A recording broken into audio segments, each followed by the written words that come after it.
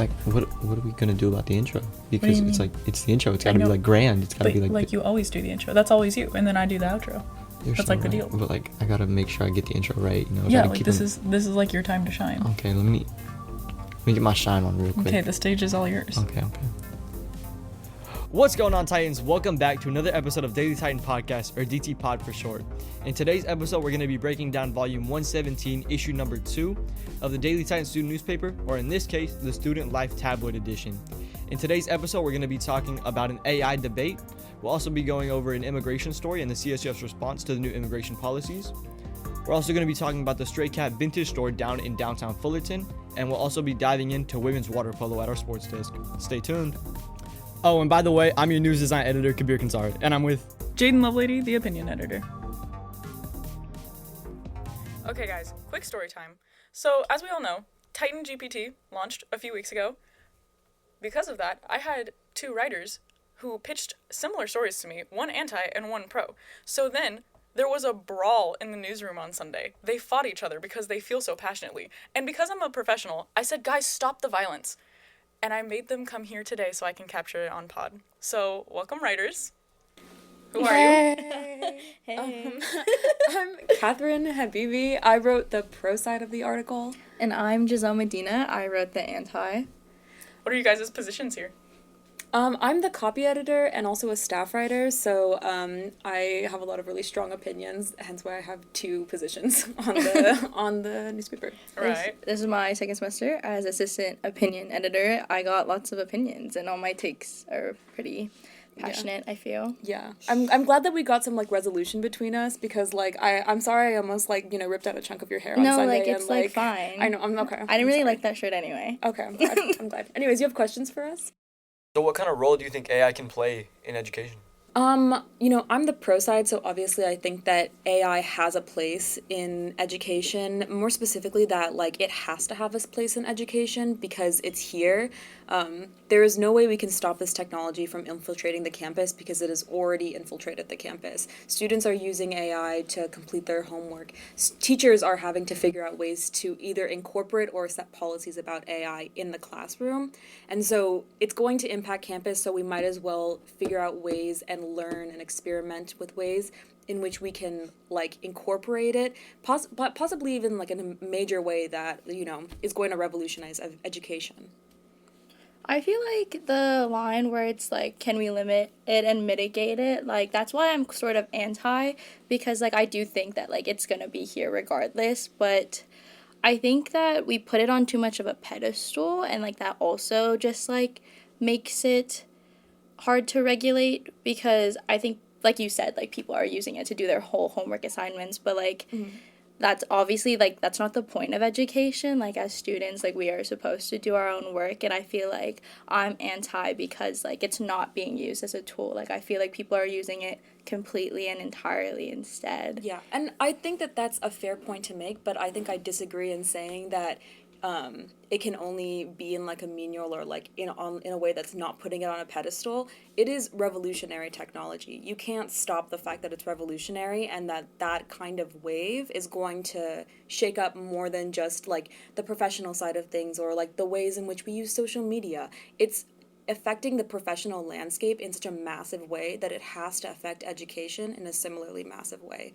Like, yes, students are not going to be doing things the traditional way, the analog way, but we can't stay analog forever. We can't stay paper and pen when, we have iRobot teaching our classroom and wanting to teach our classroom because it's economically beneficial. Economically beneficial to who, though? Because, like, I don't think I want a robot to teach me. I still think I want, like, a human being and, like, a teacher to teach me, for sure. And I think when we talk about revolutionary and innovation, like, with innovation, innovation replaces, like, the analog method or the other method. And when you think of, like, other tools, like, within, like, the academic sphere, like, when the calculator, like replace like a person doing like those calculations like analog wise, like what is AI trying to replace? And if it is our minds, and if it's our own sort of thinking, but if it's the human intelligence, I think that is a massive jump. Like, where's your tinfoil hat? It's not trying to replace our minds. It is going to supplement certainly an intense part of our like critical thinking, but we have to, as an educational system, as a system where this is where thought changes, this is where we find new ways to do things in the face of change, in the face of the landscape outside of the school, then we need to figure out new ways of thinking, new ways of critically approaching technology that incorporates the ways in which it is going to change us and anticipates that as well. You know, like, yeah, you can't just, I feel like I'm not vouching for a rejection. More of like I'm urging like a sort of intentional like to be cautious, because I think there's a reason that we don't fully embrace AI or like don't embrace it completely, because the study that I cited in my article, like like 3 in 5 people do not trust AI holistically and would still have like they would rather have a human like do certain tasks that we are delegating to AI. But the thing is about it, that about caution, about, you know, being suspicious about something, is that a lot of that stems from a lack of education about something. A lot of that stems from, I'm cautious, therefore I'm never really going to understand fully how this thing works, where this thing works, and why this thing works the way it does. You know, how many of these people who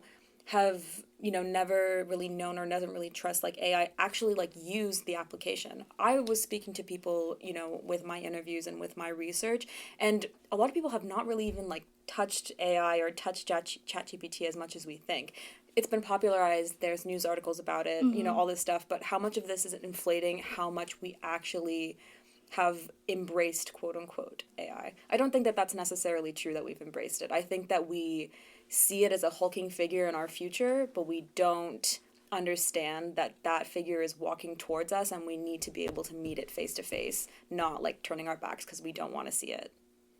Okay, like, I'm kind of honestly disappointed that there wasn't like punches thrown, but like that was really good. Hey. I was expecting more. I called an ambulance on standby. Like, yeah, like, now I gotta tell the guy he just has to leave. Like, yeah, I mean, like, I hope our viewers aren't like disappointed, but like, sure.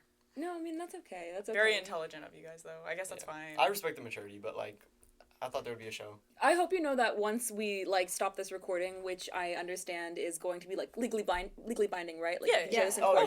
Right. Yeah. So like, you know, that'll be a different situation. Like, don't expect Gizelle next week, by the way. Right. Oh. No, shoot. Oh no.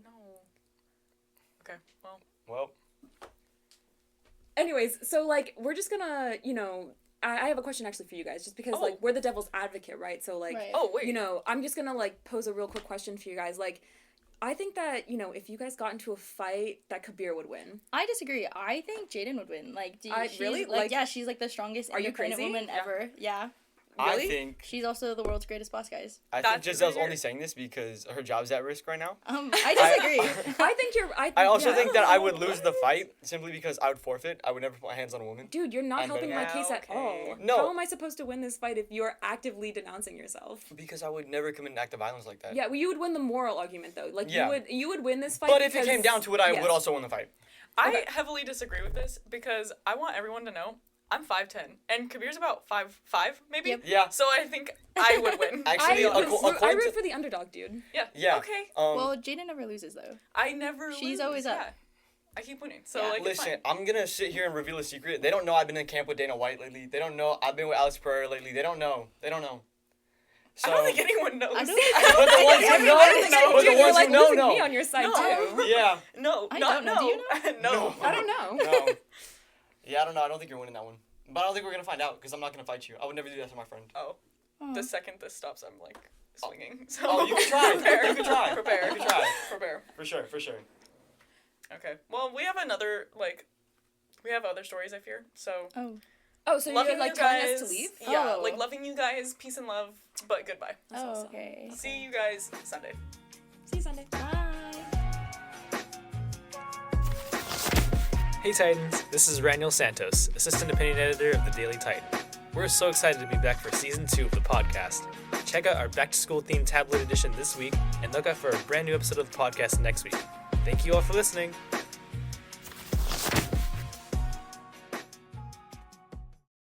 All right, guys, we're going to be heading over to news for a second to talk about a story written on university reactions to federal immigration policies changing, written by Michelle King, our news editor. Yeah, so the story not only overviewed the campus's reaction to the immigration policy changes, but it also provided resources for students to use.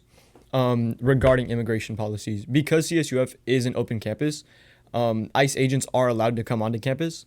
So because of that, the CSUF has rolled out a new website that has a lot of resources on it for students to check out when navigating these kind of circumstances. There's also an office in College Park dedicated to helping students out with these kinds of issues, which contain protocol cards for students to learn from, which have information about what they can do in terms of their rights and what to do when being approached and after an interaction with an ICE agent. So those can be found in College Park 700, the Office of Risk Management and Compliance. The story also details how if a student is approached by an ICE officer on campus, they are encouraged to direct them there instead of answering them directly. As well as that, students can head on over to the Titan Dreamers Resource Center in PLS 185 for more resources in addition to those listed.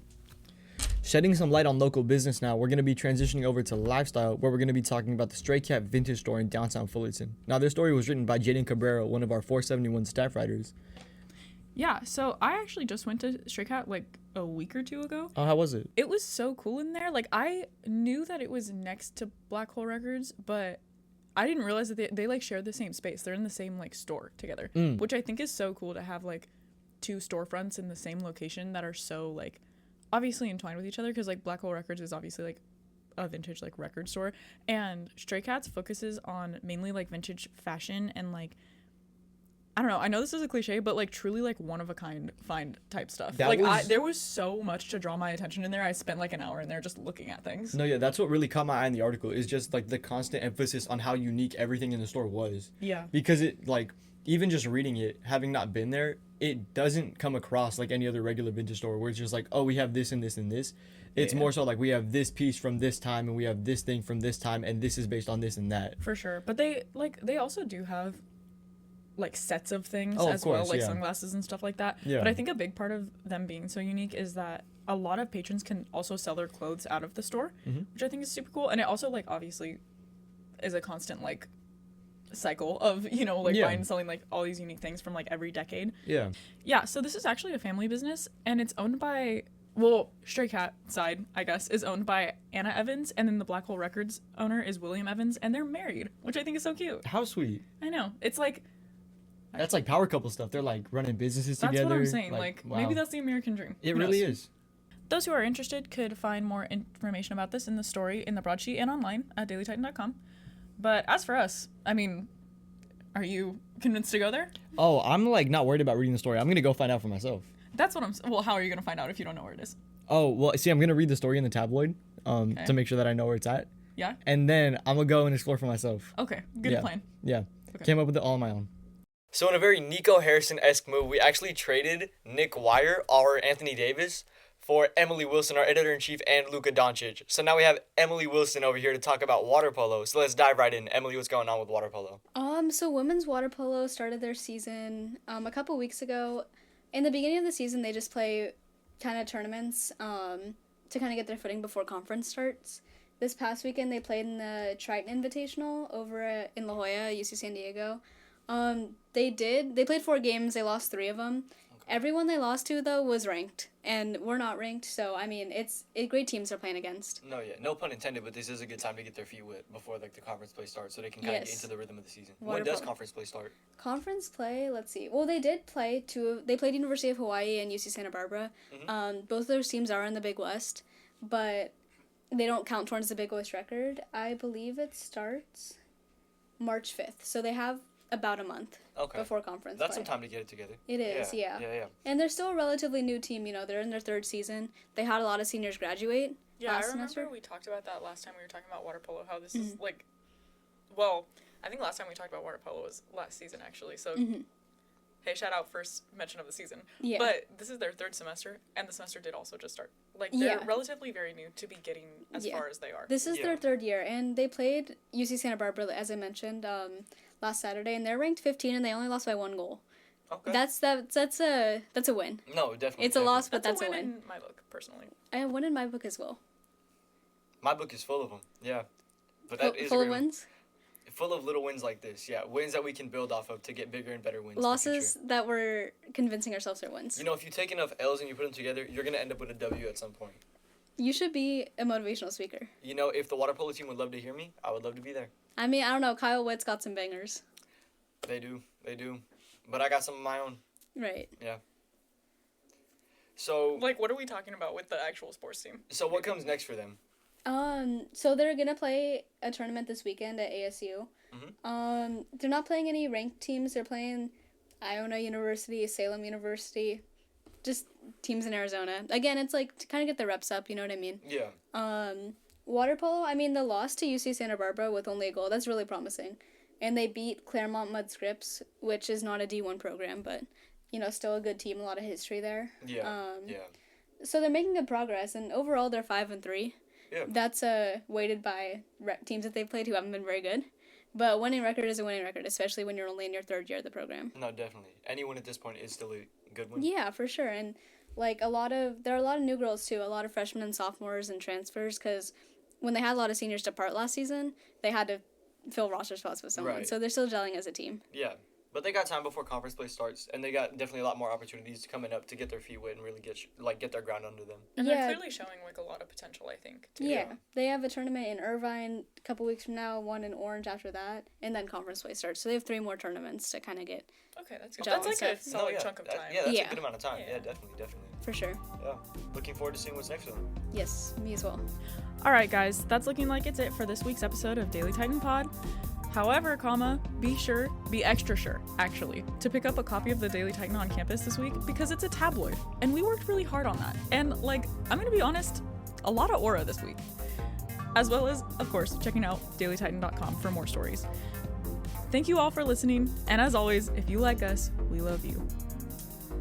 All right, Titans, we know it might have been a little bit, but we got to run you back through our best part of the episode, the credits. This is the best time to get thankful. We got to say thank you to everyone involved over here at production. So first of all, thank you to our executive producers, Isaiah Mallari and Emily Wilson, for being a part of this. Another big thank you goes out to Luis Vizcaino, our producer, for helping us put this whole thing on. Another thank you goes out to our assistant producers, Raniel Santos and Michelle King. Another thank you goes out to Bijan Shoushtarizadeh for supplying the music you're hearing in this beautiful episode. And another big old thank you goes out to all of our listeners. Thank you guys for tuning in and picking up a copy of the paper. Stay tuned and stay reading. We'll see you next week. Peace out, Titans.